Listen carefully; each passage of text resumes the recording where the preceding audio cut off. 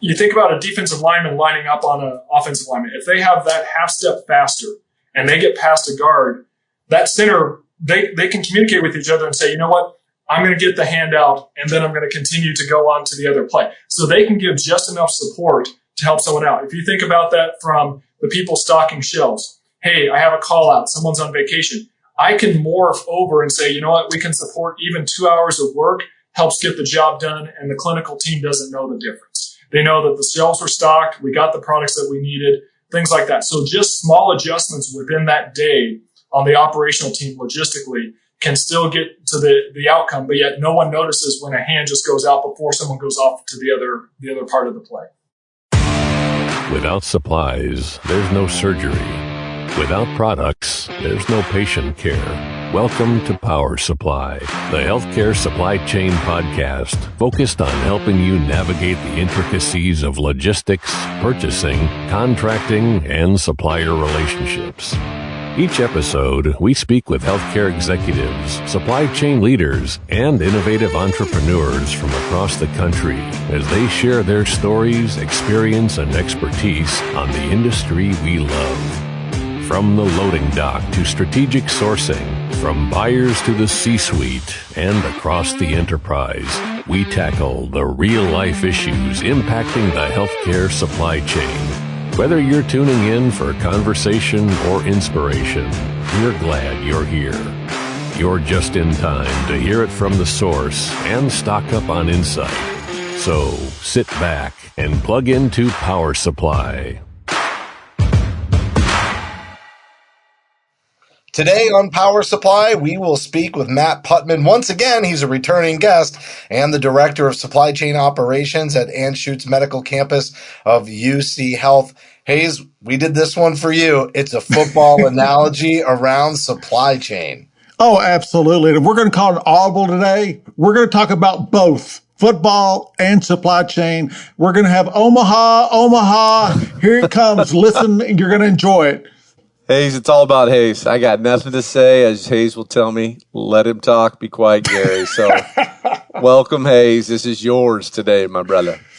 All right, everybody, stay with us. Matt is up next. We're going to have a lot of fun today. Omaha! I'm Hayes Walter. This is Gary Skinner. And I'm Justin Poulin. From the studios of Healthcare HQ, you're listening to Power Supply.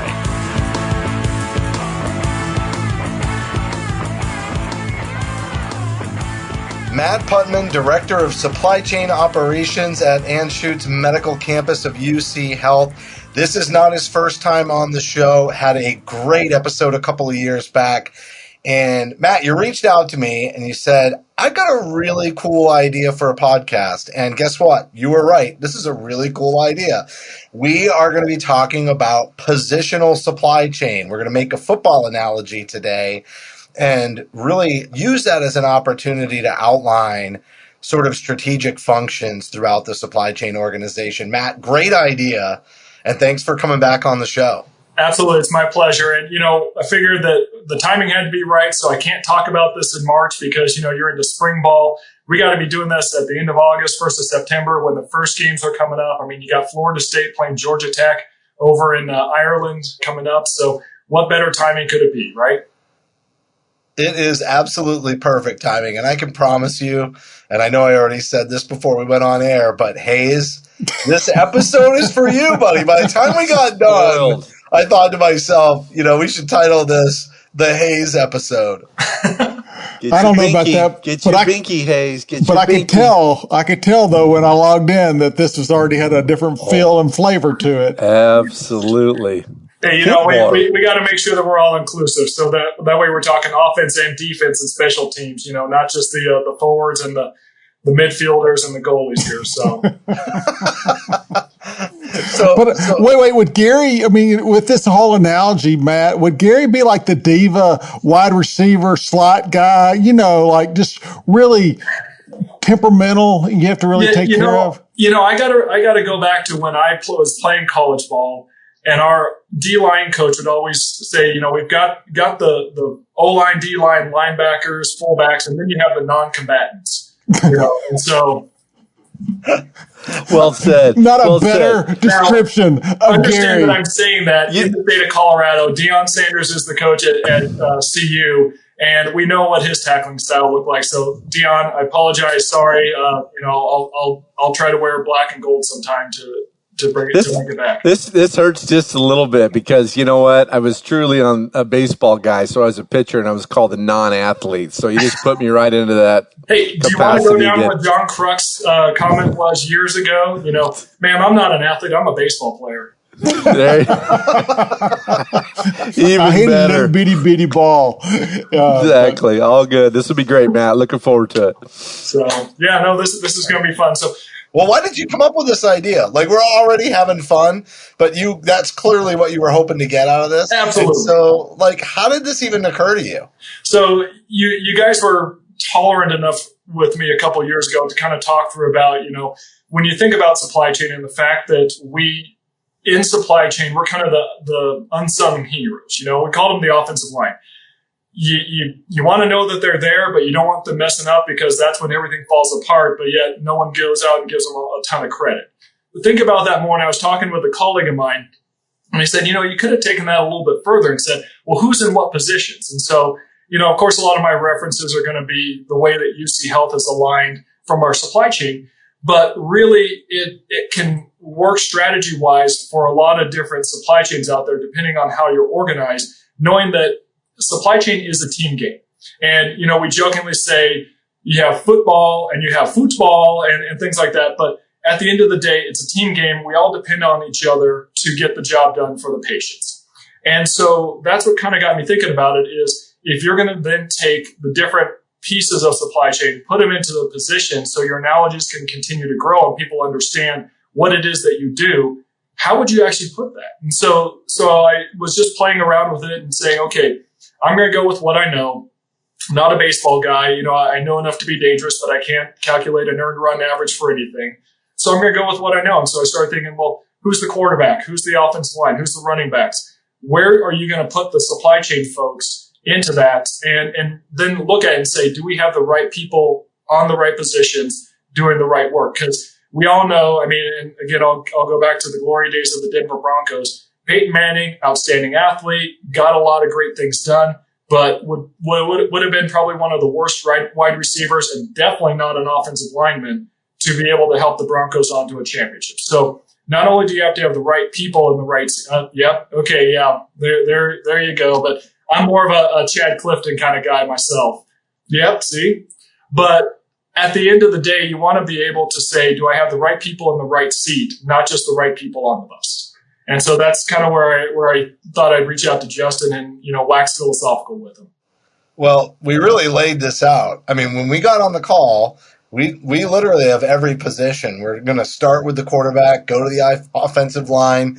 We're going to hit running backs, even some specialty positions like the third down running back, and then get over to the defense and special teams. And there's a different position within supply chain to reflect every one of these positions on the football field. And it was amazing to me how we just kind of carved that out, and you brought some really great analogies. And we're going to walk through this here in a minute, but stay with us until the end because we're having fun at the beginning, but we are also going to tie this into some practical team building concepts on the tail end of the interview to tie all of that together. So why don't we start with the quarterback? I feel like this is the obvious one, so we're going to kind of do play-by-play here. Everybody is kind of in the huddle, and they're getting ready to line up for their first offensive possession of the game. So let's start with the quarterback.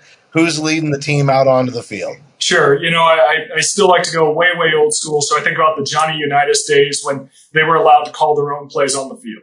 And when you think about it, those are the folks that are really reading the tea leaves. They're seeing the defensive alignments. They know their situation, and they can call the right plays. And so that starts with leadership at the top.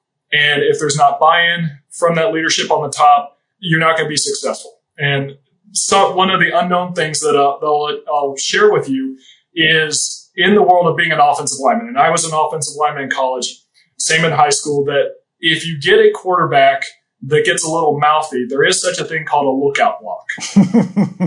And what that is, I missed my step, or, I might have pulled a hamstring or something like that. and you give them a shot, try to keep them in spot. But in all seriousness, when you think about the quarterback calling the plays and running the offense, it starts with the leadership. It starts with your senior executive, because they're out there, they're networking with the right stakeholders. They're meeting with the physicians. They're meeting with the financial leadership and the operational leadership of the organization. So it's your vice president of supply chain, it's your chief supply chain officers.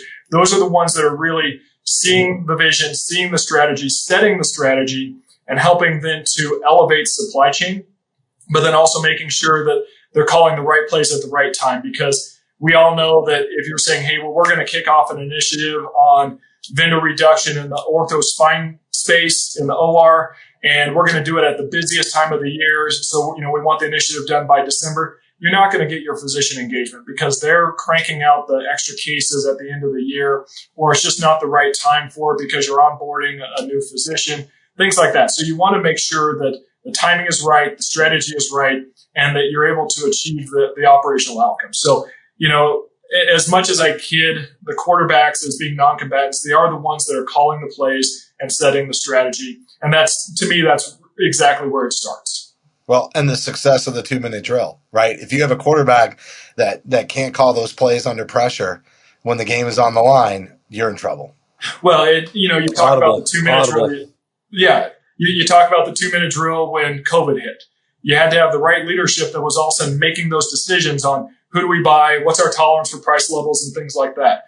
Same thing with different products that go into back order, or there's production issues and things like that. You got to have the right people with the right vision and strategy making those calls at the right time. And again, it starts with the top leadership. So that's why I would put them in the quarterback position. I love it. This is fantastic. Just keep on going. We're just getting started. We're going to the offensive line. I know. Yeah, who's taking care of them? Yeah. I don't even interrupt. But because Gary just don't say a word. Don't mess him up. He's on a roll. So then we go to the people that make it happen. So when you talk about clearing the way, the people who are doing the work, you have to really look at the offensive line, because you think about the teamwork that happens. The game is played with the ball behind them. They have to know what the outcome is, but yet they can see the field, but they don't know everything that's happening behind them. And so they have to be so in tune in the operational pieces to make every play go. And they have to trust that a running back is going to read the hole the right way and see the movement, or, if the line shifts over because there's going to be a stunt and a loop around, that the quarterback sees that, but the offensive line, everything is happening behind them. So they have to just continue to run the play the way that they need to. They're also the ones that are grinding it out every day. So I call the operations team, the on-site logistics, whether it's order receiving, stocking, case picking, things like that. I call those folks the offensive line. They're the ones that you're not going to get the glory. I mean, I sit on our safety huddles every single day. We call out when something doesn't look right, that we're going to have a shortage or that we're going to have a conversion. But no one goes, hey, let's hear from the operations team. What great news do you have today? Or, what's your fill rates for today? Oh, wow, you're killing it. That doesn't happen until things go south. And that's where you look at it and say, that's kind of like the offensive line. When the left tackle misses the block and someone gets blindsided, everyone knows it, right? And then the camera zooms in on them as they're putting their head down, they're shaking their head, or they're, helping someone off the field. That's the offensive line. But the credit cannot be given enough, because they're the ones that grind it out every single play. If you actually look at the snap counts from the people who have had the most snap counts in their careers, it's typically your offensive linemen that have the most snap counts, because they're just play after play. They don't rotate them out nearly as much as they do with receivers and backs and other things like that. The other thing I'll say is with some of the skill positions, you can make a play on your own. There are definitely times where I feel like, the running back can turn a broken play into something, right? The wide receiver can come down with a ball, somehow Velcro to their helmet, in a crazy throw, just toss up ball. But with the offensive line, no other one is more important to be working together as a team, because if any one of them fails the other one, it can really have just a domino effect, and the entire offensive line looks bad, even though they let it, like their communication is so critical. Right. You think about it. If you think about a defensive lineman lining up on an offensive lineman, if they have that half step faster and they get past a guard, that center, they can communicate with each other and say, you know what, I'm going to get the handout and then I'm going to continue to go on to the other play. So they can give just enough support to help someone out. If you think about that from the people stocking shelves, hey, I have a call out, someone's on vacation. I can morph over and say, you know what, we can support even 2 hours of work, helps get the job done, and the clinical team doesn't know the difference. They know that the shelves were stocked, we got the products that we needed, things like that. So just small adjustments within that day on the operational team logistically can still get to the outcome, but yet no one notices when a hand just goes out before someone goes off to the other part of the play. And there's really no opportunity for micromanagement. This is know your playbook, trust, go get it done, support each other. There really is no, I mean, it's off and running. When you get the right person in the right spot, you trust them to do their job. And when they run that 80 yards touchdown, we'll give an air high five and I'll see you on the sideline. I'm not going to run down there and celebrate. All day long. Because another one's coming. Exactly. Right. Yeah, they're literally in the trenches. All right, let's talk running backs. All right, running we're backs. getting towards the end of offense here, but yeah, running backs. Hayes would be a fullback. Hayes would be a giant fullback on like the fridge on the 1 yard line. That's what I think of Hayes. Like he's a guy that punches through. He's the guy. So thank you. The new term is H-back. Right. Because they're a hybrid tight end, fullback, things like that. So, their offensive line is just the second cousin they don't talk about all the time. So, He's the second cousin.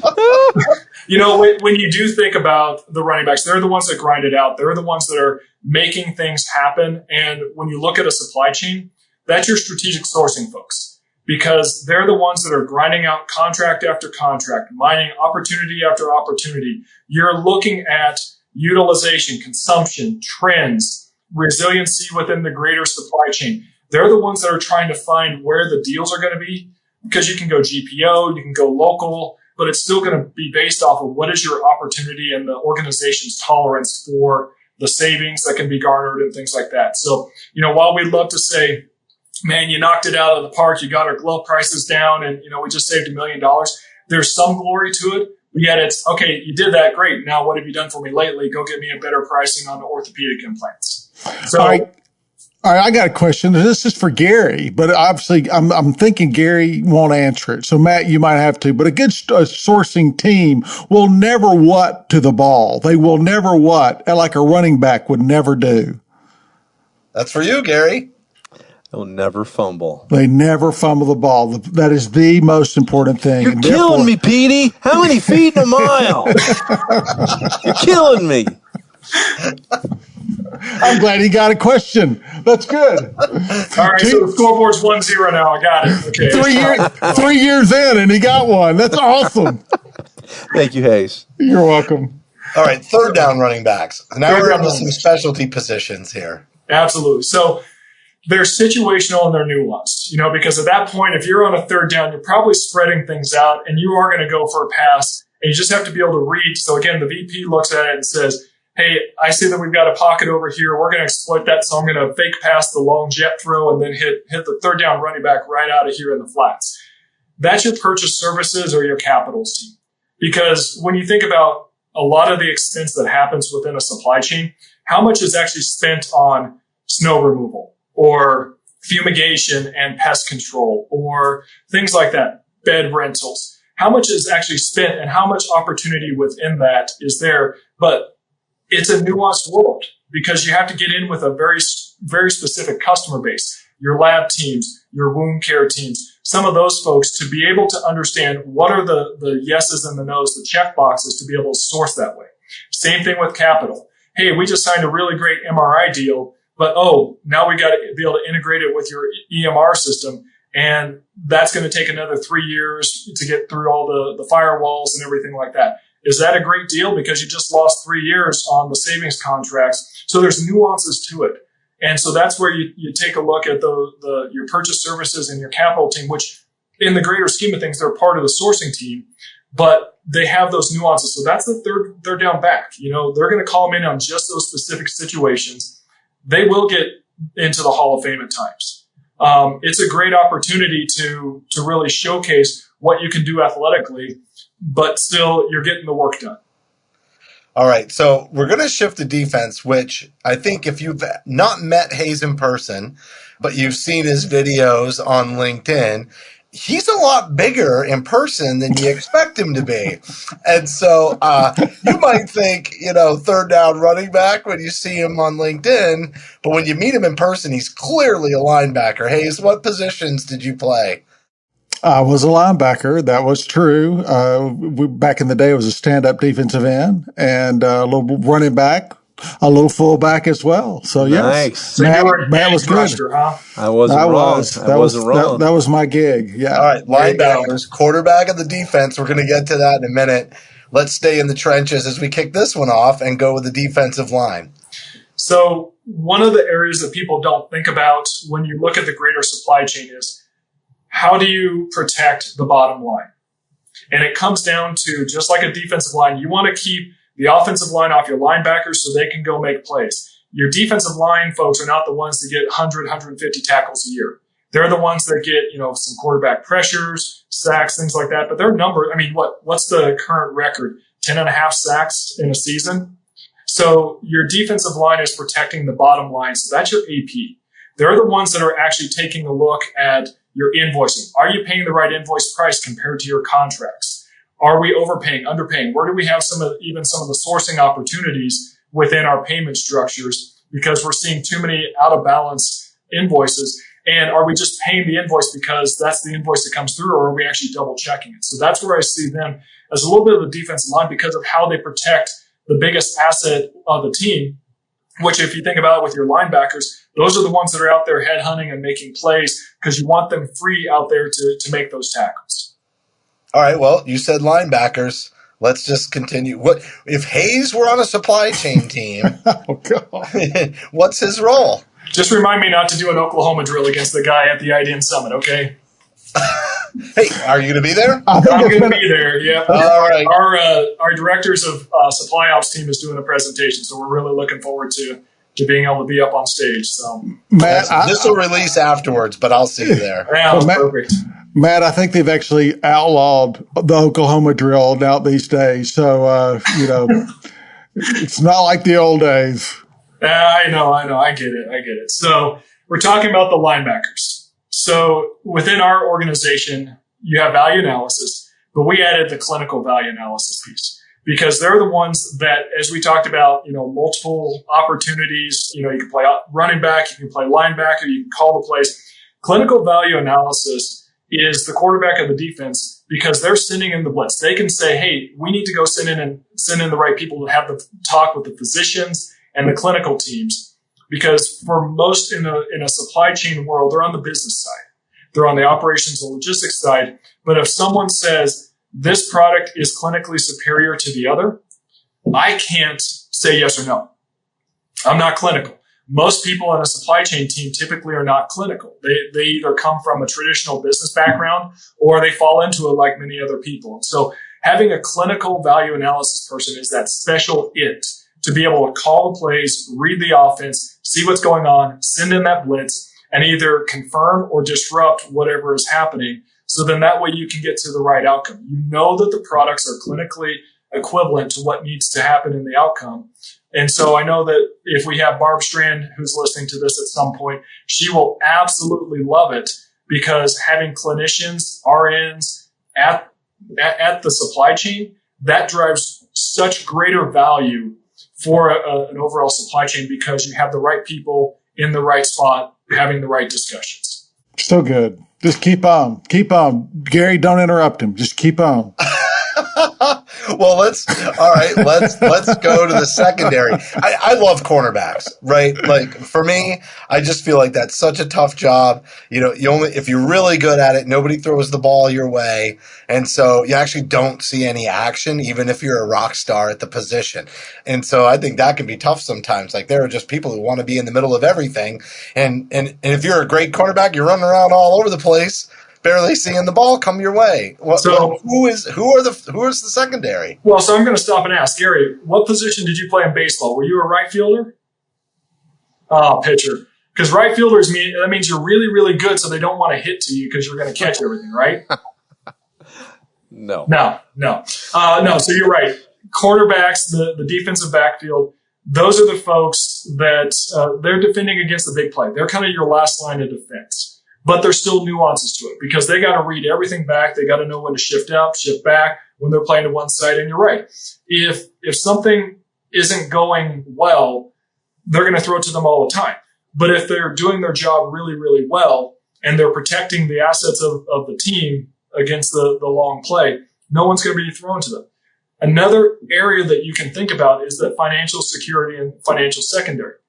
If you look at the spend, especially now that's happening with supply chain organizations, it's shipping and freight. You've got money coming all over the place, whether it's being drop freight in from other places in the country, even internationally.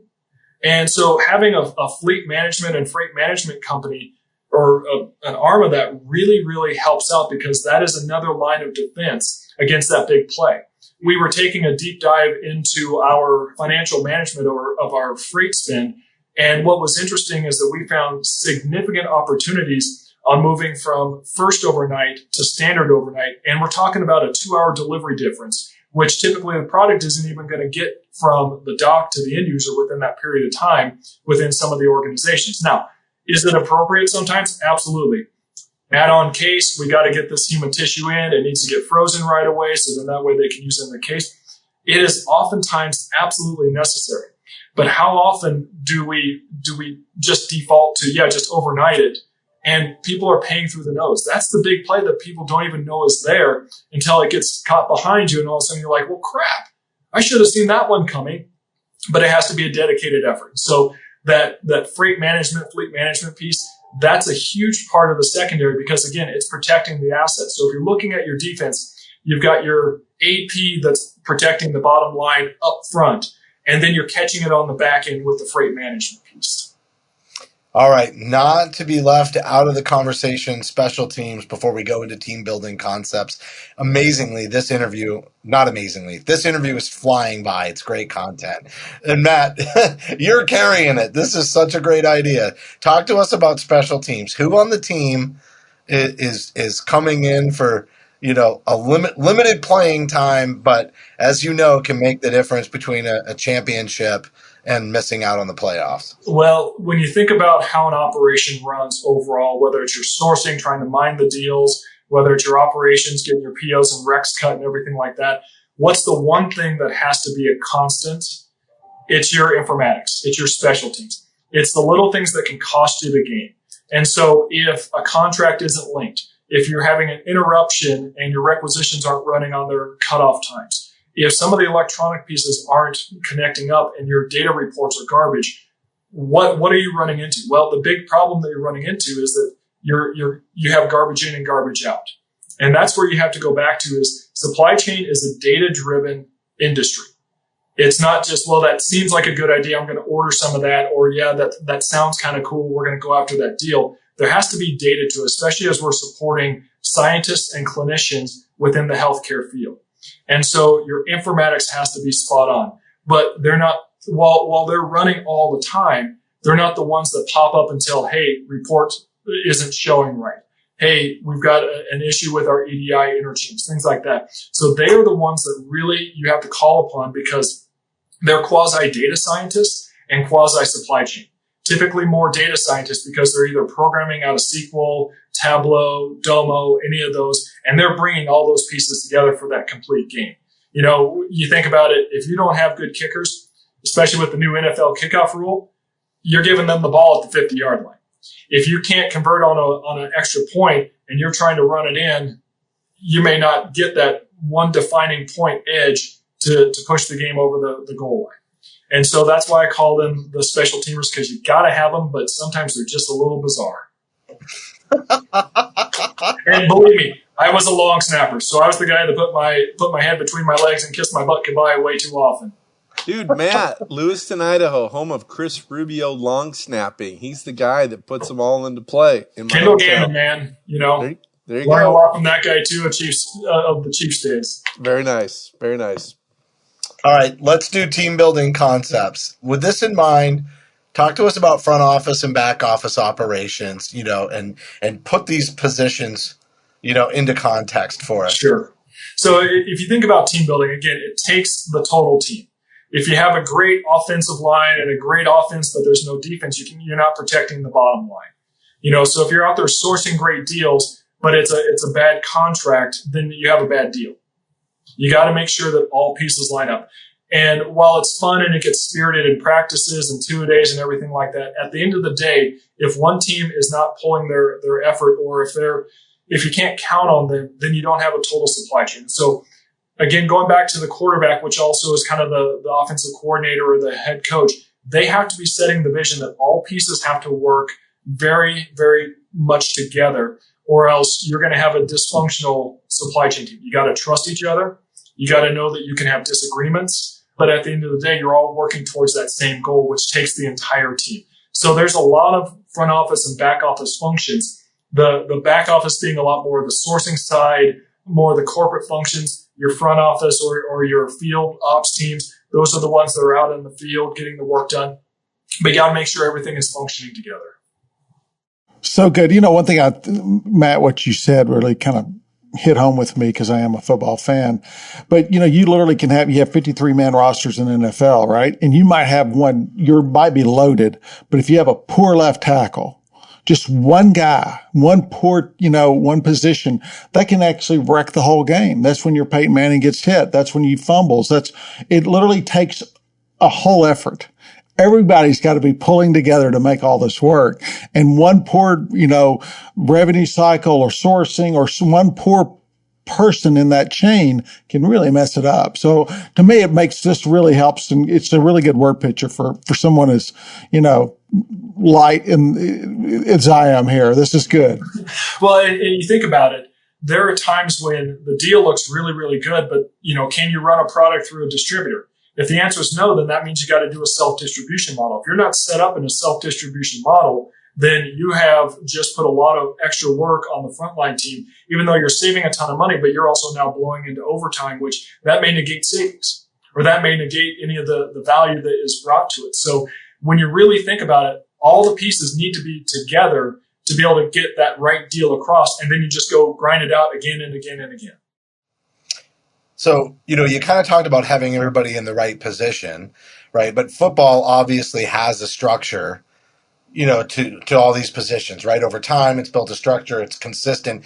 There might be some variability in how you deploy those positions and some of that strategy. Like you might run a 4-3 or a 3-4 defense. There's different variations like that. But give us kind of just proper structural guidance. If you could kind of break it down into maybe some of the skill sets that fit into those positions, how should you be looking at those structures as you build your supply chain of the future? Yeah. So when you think about it, you have to talk about bandwidth to be able to get the right people, the right coaching to be able to get the right outcomes. And so oftentimes, you remember back in the day, there was one head coach, they took care of the entire team. But are they really good at coaching a defensive back and a lineman at the same time? Probably not. That you do have those special ones that can coach it all, but you have got to be able to make sure that people who have the right bandwidth to coach specifically the small nuances of it. It's a sourcing deal, but have you thought about this, and this to get you across the line on the sourcing deal? You got your operations and all the things that we talked about before. So it starts with what is the bandwidth and what's the hiring needs. So if I've got the bandwidth to say I can coach someone up, now do I have all the right players? Sometimes you can say, I don't have the right players, but I can work with them. Or, I need to go find a new 4-star, 5-star that's going to come in, and they may be a short timer here. But you also need a scout teamer who's going to show up every single day and just grind it out and give you the best effort that you can. We look at that from an operations standpoint. If you get, an entire team of quarterbacks and they've got the strategic vision and everything, but yet they're not getting the shelf stocked, then you got a lot of strategic vision and it just ain't happening on the actual grinding it out. And so making sure that you're hiring the right people with the right acumen, or can you build them up? Because, a lot of these concepts, they can be taught, but you got to understand the why that we do everything. It goes back to the patient. We start out then with the reporting structures. Do you have the right people in the right seats? So when I started my most recent director role, I looked at it and said, operationally, I don't have the right structure. I don't have the right managers. I've got one manager that's overseeing 60% of the operation, and understand that I have a team of 80 people. So imagine trying to coach up 60 people at a time and make sure that they know what they're supposed to be doing. We've got all the assignments covered. There's deep acumen on what they're supposed to be doing. Oh, product conversions, all this kind of stuff. That's setting people up for failure. And so you have to be able to have the right structure. So when I took a look at our operational structure, I said, I need to have certain silos of managers, but we're still all one supply chain. Whether you're on the inpatient side, the outpatient side, the procedural side, or the data and analytics side, we are one supply chain because we are all dependent upon each other. Then you get into, once you get past the manager level, which I kind of look at my offensive coordinators, defensive coordinators. Then you get into your position coaches. Do I have supervisors? And then do I have coordinators within those? Because a campus the size of mine, I've got 1,000 beds. So that is a large campus to say, how many people do I actually need coordinating inventory across all modalities?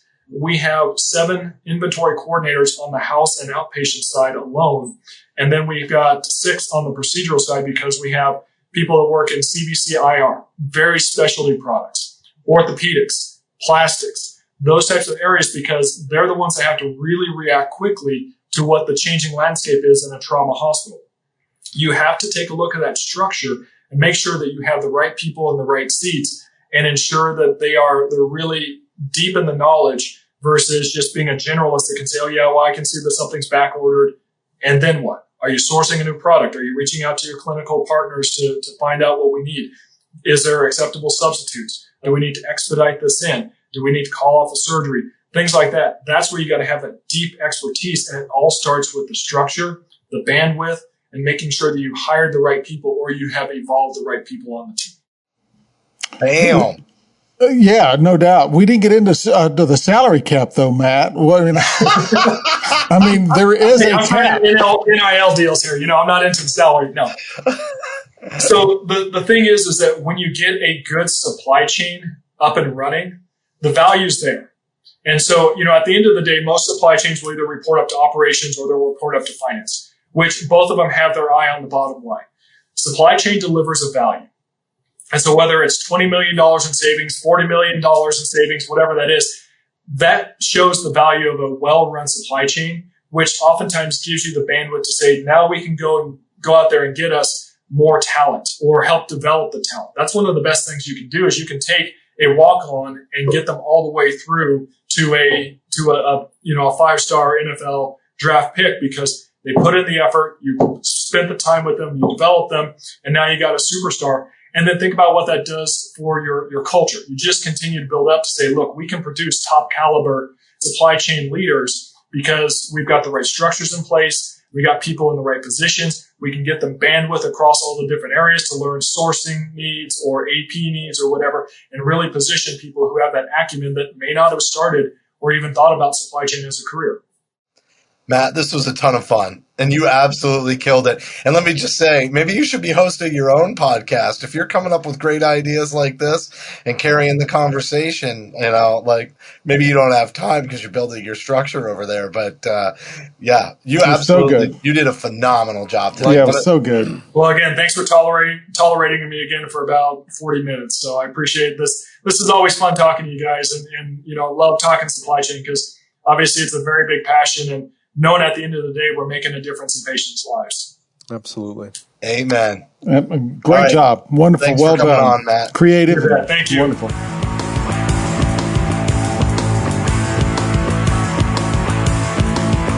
All right, everybody. That was Matt Putman, Director of Supply Chain Operations at Anschutz Medical Campus of UCHealth. Not his first rodeo here on the Power Supply podcast, but I got to tell you, this is one of the funnest podcasts we've done to date. Great energy, great concepts, good detail, and just a fun one. And I think we laughed quite a bit, guys. And I really feel like you can drag this analogy out a little bit further. And I saw you guys chatting while we were talking with Matt and Gary. I love what you commented here. This is amazing. Well, if we got the whole teams going back and forth and Matt's building it up, who's the referees? Hayes, who's the referees? It's got to be CMS and Joint Commission, right? Absolutely. Throwing the flags, keeping the regulations in line, right? So he did a wonderful job. Seriously, I mean, the analogy did fit perfectly. The way he brought all together and how it's every single position is important to the overall mission and winning. So he did wonderful. Matt was fantastic.